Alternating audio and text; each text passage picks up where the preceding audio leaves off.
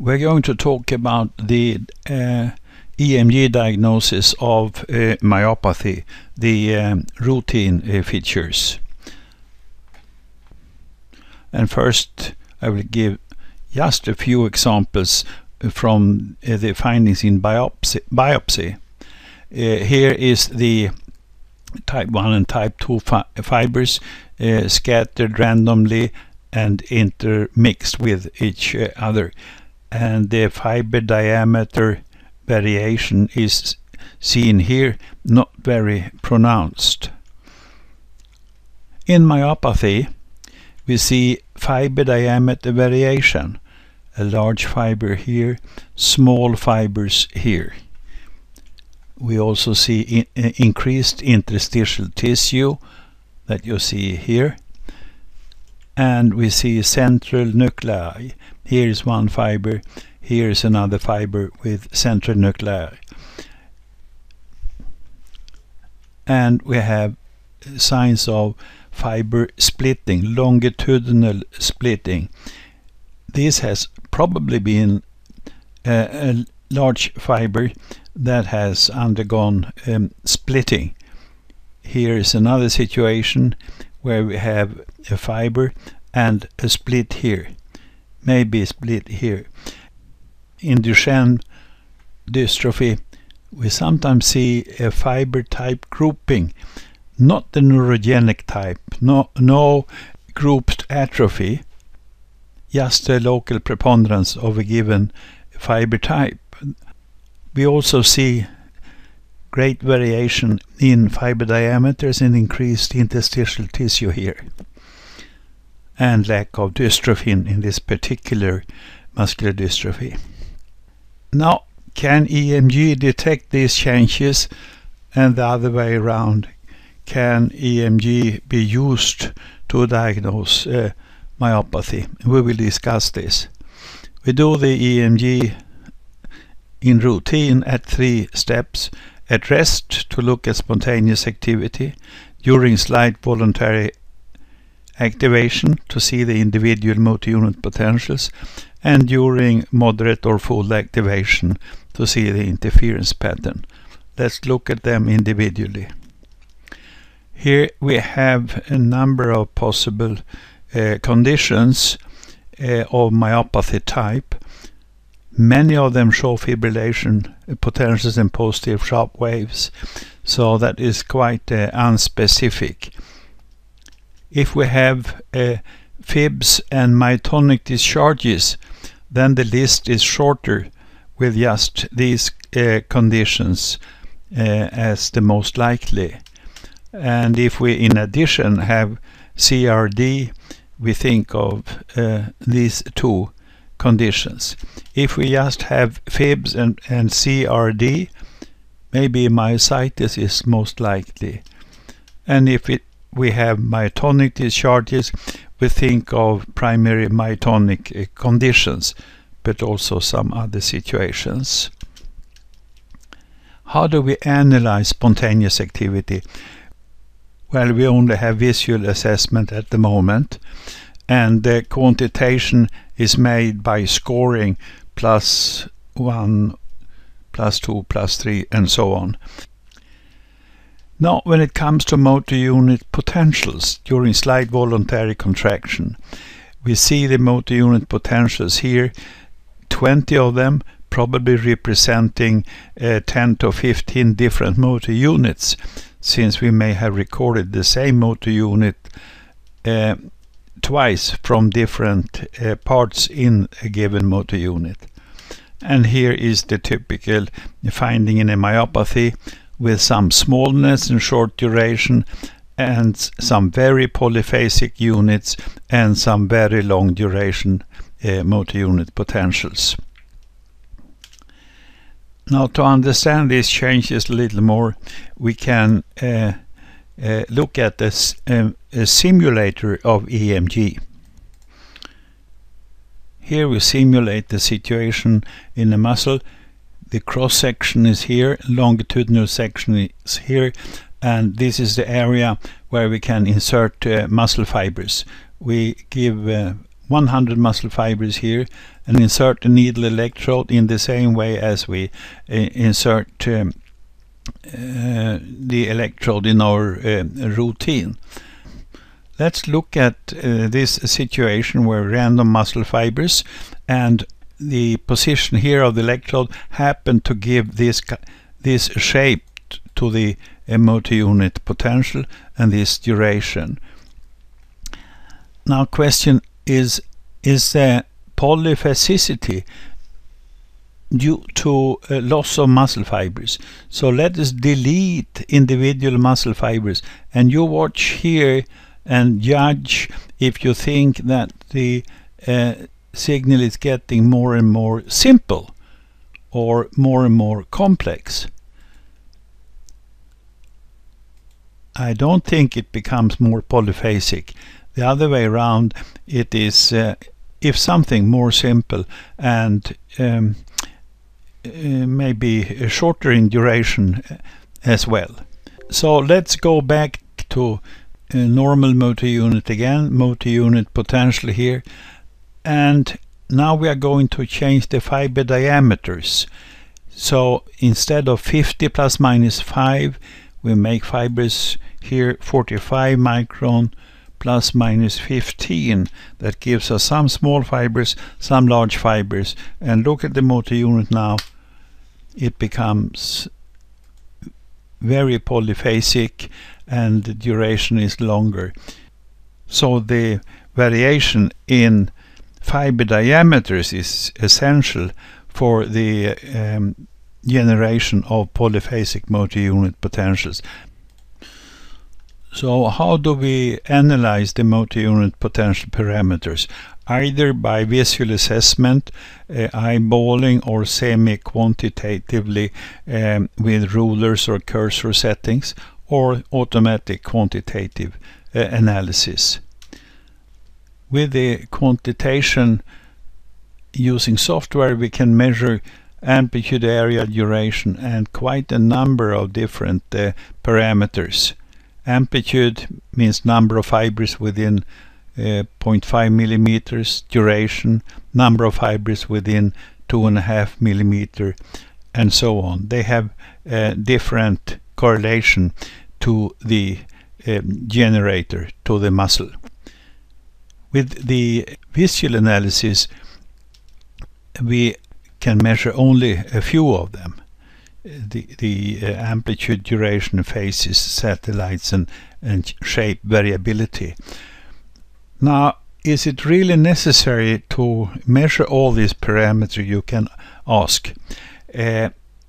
Attempts have been made to pool all these findings and get a profile of different disorders, but nothing has been sufficiently robust to work in clinical routine. And here I will show you a combination of just two parameters. Here is duration and here is amplitude in just 20 multi-unit potentials. Each dot is one multi-unit potential. Here is the outer limit for what can be seen in individual multi-units potentials, and here is the mean value. In this case, the mean value was within normal limits, but still some were too small, some were too long, some were too low in amplitude. One had a high amplitude but normal duration. So this is the mixture of findings in a myopathy. So our conventional parameters did not really work, but to look at them individually is quite useful. Here is another situation. You have again this picture with very polyphasic multi-unit potentials. Duration is within normal limit, amplitude is within normal limit, mean is within normal limit. Only the polyphasicity not seen here is abnormal, but the interference pattern analysis shows low amplitude and increased number of turning points that I will go to discuss. Here we have the study of activity at the slight or moderate or strong contraction. The pattern, whatever we see, depends on the shape of multi-unit potentials individually and also the number of active multi-unit potentials for a given effort. Here is the normal situation. Here is a small, low amplitude, quite spiky potentials with a dense interference pattern. And here we have in neuropathy the increased amplitude due to reinnervation and gaps in the signal due to loss of multi-units. We can analyze this and quantitate this as the recruitment pattern from zero force to a moderate force, the turns amplitude analysis, and spectral analysis. I will just show you the turns amplitude analysis here. That is the following. We measure number of turning points in the signal, up, down, up, down, up, down, and count the number of turns per second. We usually use only 250 milliseconds or up to 1 second for the analysis. In myopathy, we have more number of turns than in the normal, and also we measure the amplitude between turning points and get the mean value of the amplitude. And here you can see that the mean value of amplitude is lower in myopathy than in normal. And the plot of that looks like this. Here is number of turns per second, and this is a mean amplitude between turns. Here is a 95% confidence limit, and these dots are from each of 20 different insertion sites or positions of the electrode, usually 2 skin insertions. The normal situation, and in myopathy you see the low amplitude here in most of the positions in the muscle, and also an increased number of turns, not very clear here. Neuropathy has lower number of turns and increased amplitude. Then I will show you some special phenomena, namely myotonic discharges, CRD, high amplitude multi-unit potentials, and long duration multi-unit potentials. First, myotonic discharges. They are usually seen as runs of irregular positive waves, and you don't see the typical waxing and waning myotonic phenomenon. Waxing and waning in amplitude and frequency. Now and then when you move the needle you get these typical features. Here you will listen.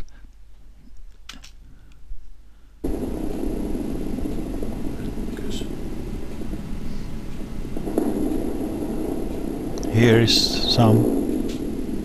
I move the needle. And here you got a myotonic run.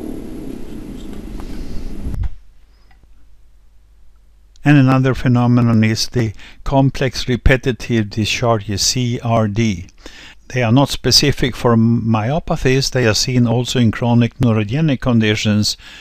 In myopathies they are often seen in myositis. They start abruptly, they end abruptly. They consist of groups of muscle fibers that are time-locked to each other and firing with a very regular rate, and has a very characteristic sound like this. Sometimes the sound changes because drop out of some individual fibers.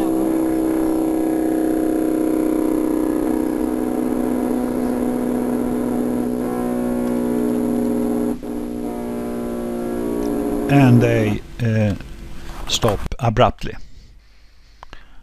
And now I want to show you a few other phenomena. One is the high amplitude short duration potentials, in contrast to what we see in neurogenic conditions with long duration high amplitude signals. These may be generated from hypertrophic adjacent muscle fibers, or theoretically at least from the area of a longitudinal splitting of a muscle fiber, where we get two synchronous action potentials that summate to a large action potential. Another phenomenon is the long duration multi-unit potentials. Here from a Duchenne boy, we trigger the multi-unit potential. It starts here and it ends here after 50 milliseconds. If we have a firing rate of 20 Hertz, that corresponds to 50 milliseconds between each discharge. So theoretically, the next discharge can start with that frequency just around the time when the first discharge stopped. And with a higher frequency, they can even start before the previous multi-unit potential has ended. Quite a confusing picture. So in summary, in myopathy we typically see spontaneous activity, which is usually not indicating denervation in this condition, but rather a muscle fiber hyperexcitability. Low multi-unit potential amplitudes due to loss of fibers. Polyphasic multi-unit potentials indicating an increased variation in fiber diameters. Short duration simple signals and long duration polyphasic signals. Early recruitment and normal number of axons, so dense interference pattern. And sometimes high and short signals generated by single large muscle fibers. Thank you for watching.